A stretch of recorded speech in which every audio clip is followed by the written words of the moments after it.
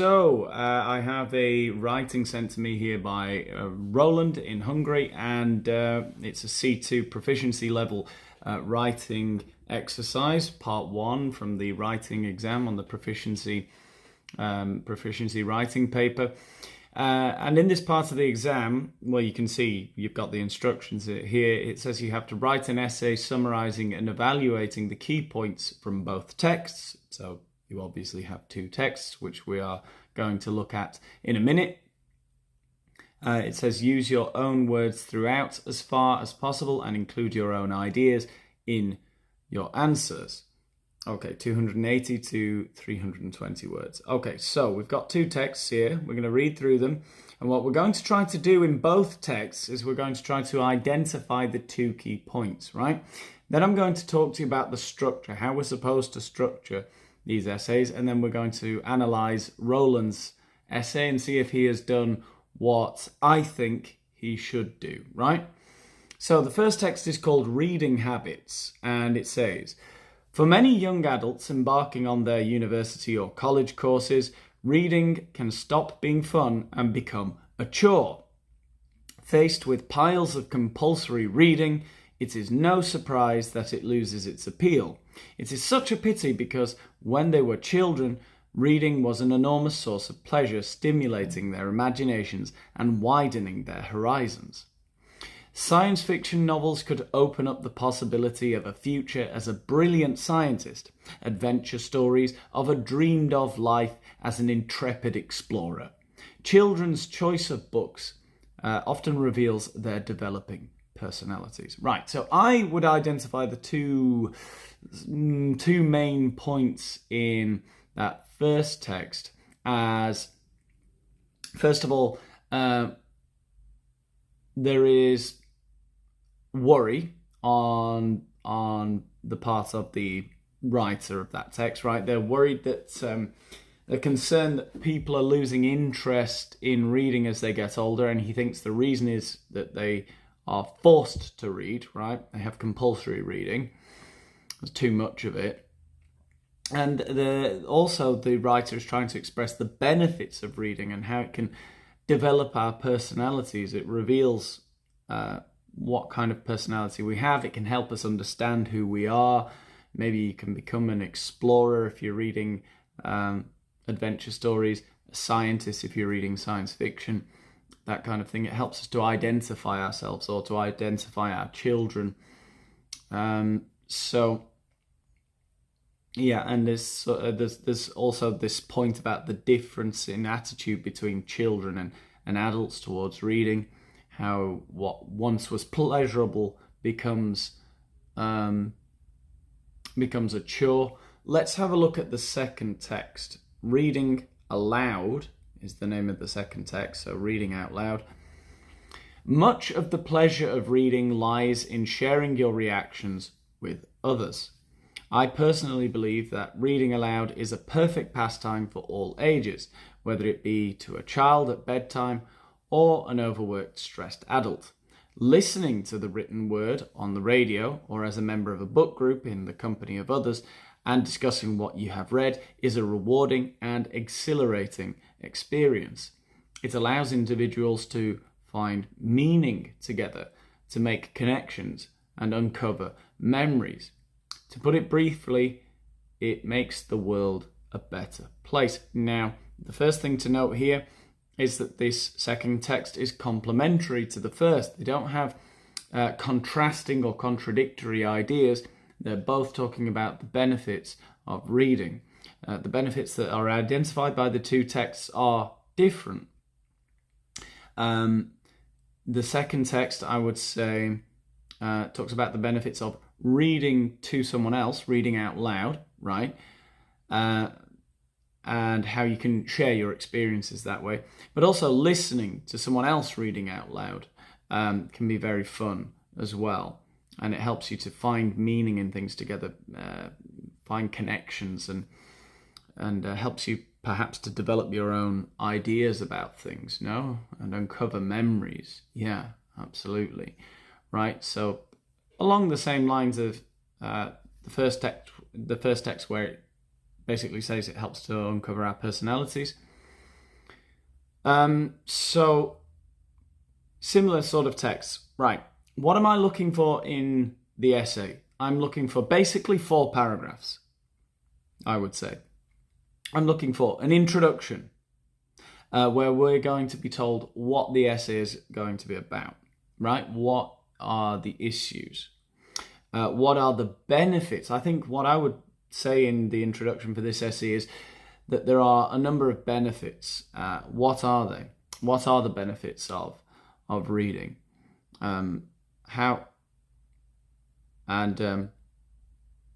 Something along those lines. Yeah, I'm not sure exactly what I'm looking for, but something like that. So you need to tell me what the essay is going to be about, right? Why reading is a good thing. We know reading is a good thing, but why? What are the real benefits of reading? Something like that. Then in the second paragraph, in the first paragraph of the main body of the essay, what I want is a discussion about the first text, which was called Reading Habits. And I want this acknowledgement of what has been said in that first text. I want the writer to tell me, or to paraphrase basically what was said in that text, to show me that I understand, that person understands what is being said there, the points that are being made, right? And I think, like I said, the points being made are that people lose interest in reading as they get older because they're forced to read. And this is a shame, because reading can help reveal and develop our personalities, something along those lines. In the next paragraph, what I'm going to want is a summary of the second text, right?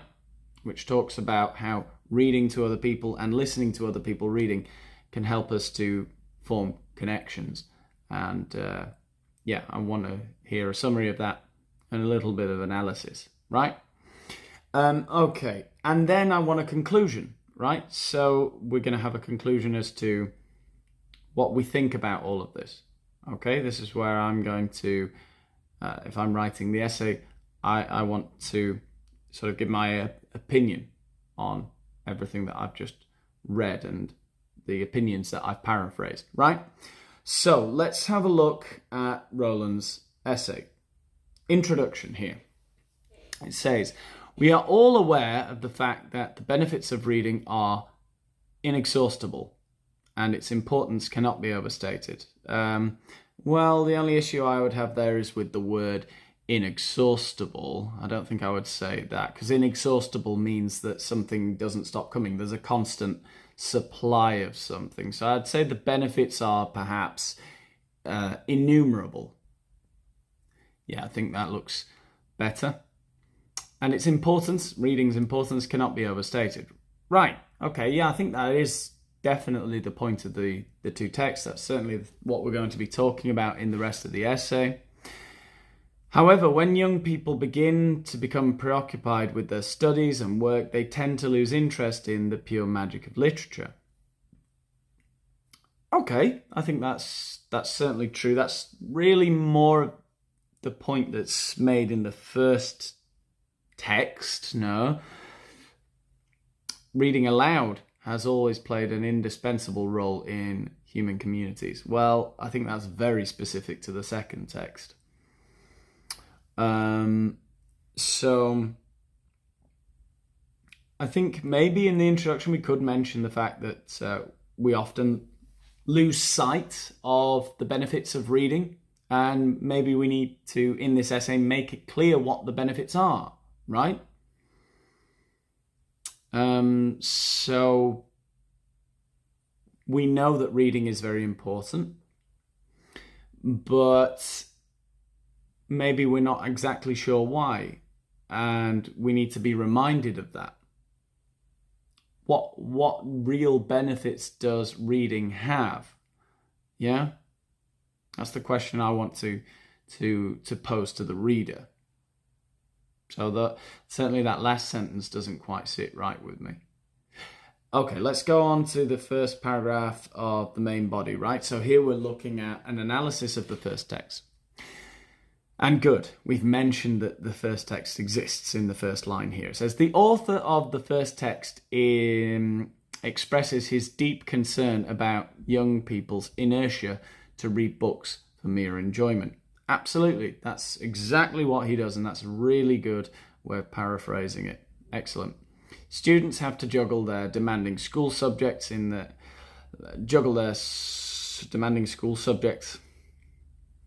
with something else? I don't know. In their free time, university students feel languid about reading books for mere enjoyment. I think I would put a full stop here. Be that as it may, they spend a tremendous amount of time chatting on social networking sites. So I suppose what we're saying there is that they seem to waste their time doing other things, right? That they feel inertia towards reading for enjoyment. I would say yet at the same time you could even say they waste a tremendous amount of time chatting on social media or on social networking sites, right? Yeah, be that as it may. It is a contradictory point. Maybe it doesn't sound like it initially. I wonder if we could make that more obvious, that what we're saying here is that they don't read for mere enjoyment, yet they spend loads of time chatting on social networking sites, which is essentially, writing and reading. Curling up with an intriguing novel on the sofa is an irreplaceable experience which is redolent of our childhood. Yeah, that's really that's a really nice way of putting something, which is basically the idea, I think, that was being that the writer of the first text was trying to put across. Yeah, I like it so far. That's pretty good. Although most of us were bitten by the reading bug at an early age, this feeling fades away inside us as time goes by. Maybe the inside us is not necessary there, but this feeling fades. This feeling fades as time goes by. Maybe would be enough. Science fiction is the best genre to abscond from the prosaic world. The blue sky is the limit. Now, okay, I think we're maybe going a little bit too specific here with Roland. It looks like he's going to talk a lot about science fiction here, where I think you should be more general, right? It's that all genres can sort of help to develop your personality, right? They can help to reveal your personality a little bit. They can inspire you to be, they can show you your true calling, perhaps. But anyway, the blue sky is the limit. You can even travel to have we mentioned anything else? I think the even is superfluous, no? Let's just get rid of that, I think.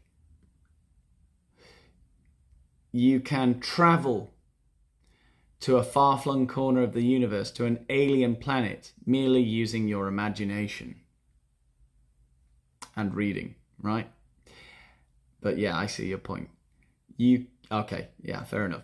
You can feel the explorer's innermost feelings in a perilous situation, as if you were in the character's shoes in an adventure story. Okay, so we're talking about an adventure story now. Okay, that's a little bit confusing. Okay, but okay, right. Because it sounded like we're going to talk about only science fiction. It says science fiction is the best genre to abscond from the prosaic world. The blue sky is the limit. Okay, I see your points. Yeah, and then we can. That's what science fiction can do to you. Good. Okay, you can feel the explorer's innermost feelings in a perilous situation, as if you were in the character's shoes in an adventure story. Right. Such intrinsic value does literature have in our lives that we consider it the most valuable facet.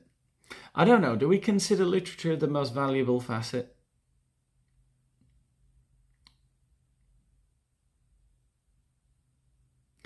Yeah, I'm not sure I understand that.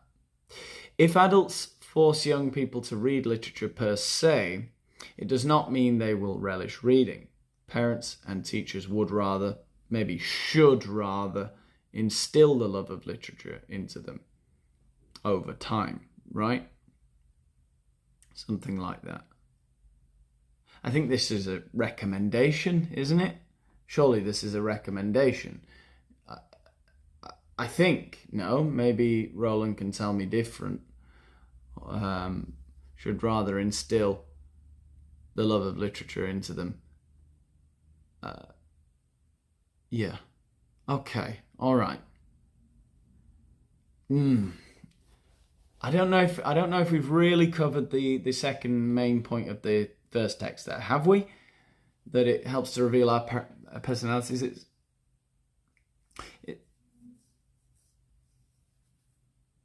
Yeah, I'm not sure. I'm not sure the second point has quite been put across there. And also, yeah, I'm not sure. It's well written. It's a well-written paragraph. But I don't know if it's exactly what the writer of the first text meant.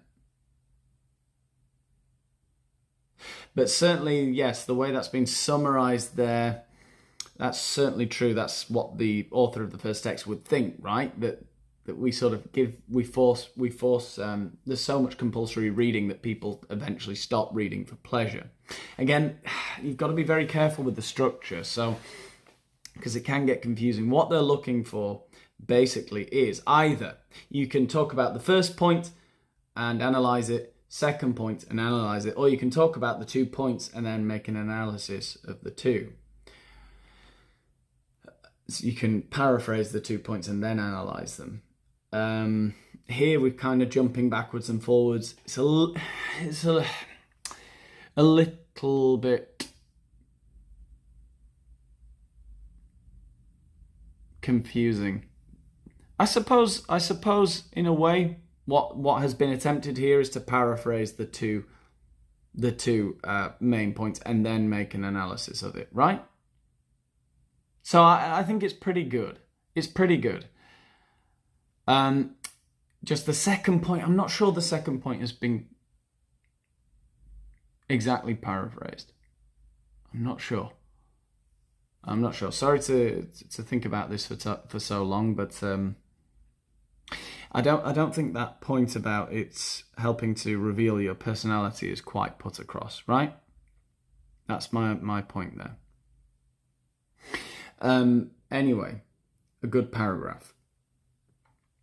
The writer of the second passage highlights the significance of reading aloud. Absolutely, that's what they do.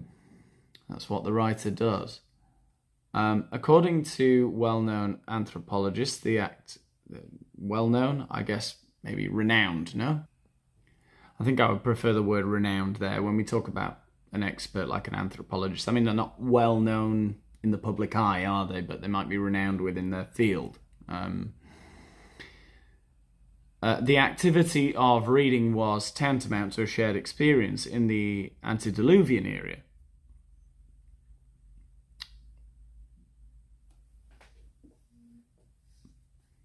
So, in the past, reading was sort of synonymous with a shared experience. Now, I don't know if this sounds like a comment, right, from Roland, because I don't think, I don't know, is this mentioned in the second text? Let's go back to it.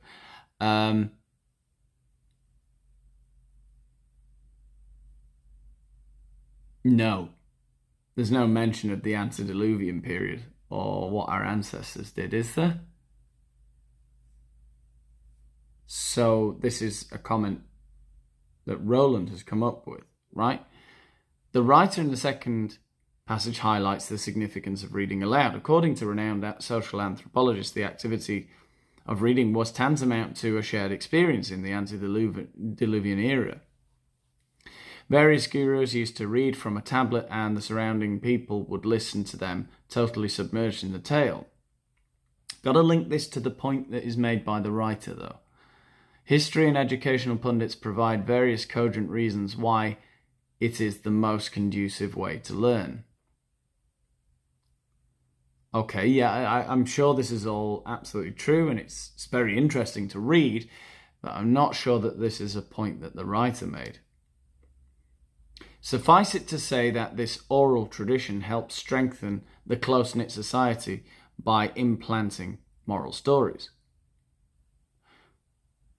Well, I think the writer of the second text certainly says it helps us to share experiences, and it talks about uncovering memories. I don't know if it says anything about morals exactly, does it? I don't know. Let's go back again, because I'm doubting myself. It allows individuals, look at this last sentence here, it allows individuals to find meaning together, make connections, and uncover memories. The thing is, I agree with what Roland's saying, that certainly it helps strengthen the close-knit society by implanting moral stories. So I just don't think that's really what the writer is saying exactly. Today, this kind of practice is usually reserved for classroom activities. The lucky ones are those who have been brought up in a household where parents read exciting children's novels out loud. Not only does an evening fairy tale serve as a clever lullaby, but it also helps to instill, repetition there a little bit, instill character values in them. I think that's a great analysis, but I'm not sure that most people, upon reading that second text, would have thought about things so deeply.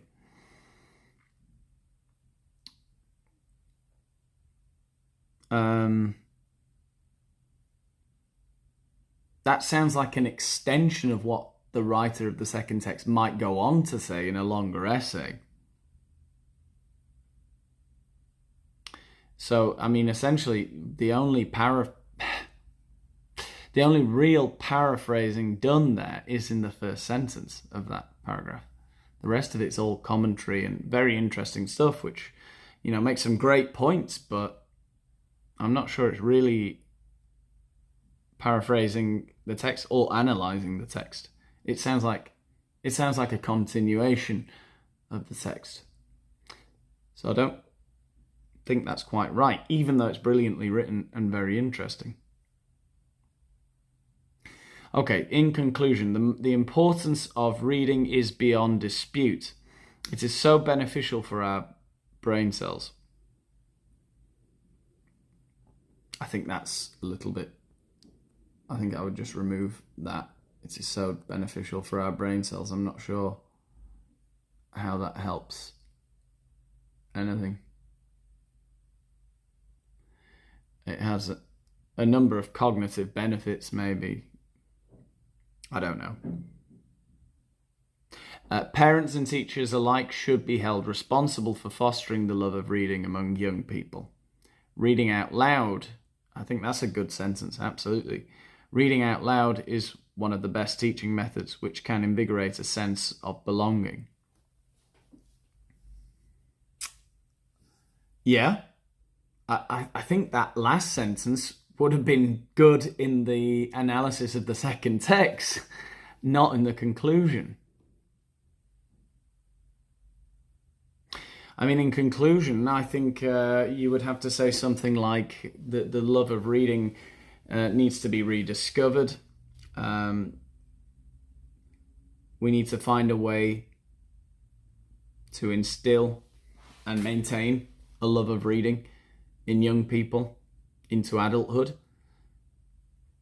Something like that, because the benefits are undeniable, right?